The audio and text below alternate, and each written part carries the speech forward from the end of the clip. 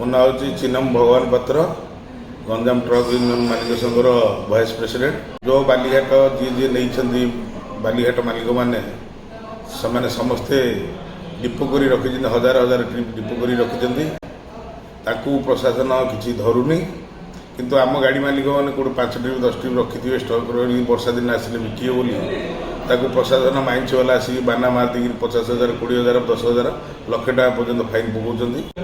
2-4 ଜଣ ଘାଟ ମାଲିକ ହଜାର ହଜାର ଟ୍ରିପ୍ ଷ୍ଟକ୍ ରଖିଛନ୍ତି ବୋଲି ଗଲା ପରେ ସେ ଆମକୁ କହିଥିଲେ, ତାର ଭିଡ଼ିଓ ଫଟୋ ସବୁ ପଠାଇଲେ, ଆମେ ତା ଉପରେ ଆକ୍ସନ୍ ନେବୁ।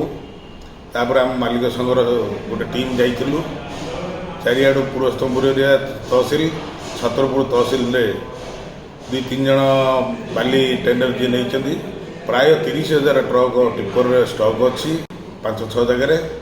ତାର ଫଟୋ ମାଇନିଂ ବାଲାକୁ ଆମେ ପଠାଇଲୁ, କିନ୍ତୁ ଏପର୍ଯ୍ୟନ୍ତ ପ୍ରଶାସନ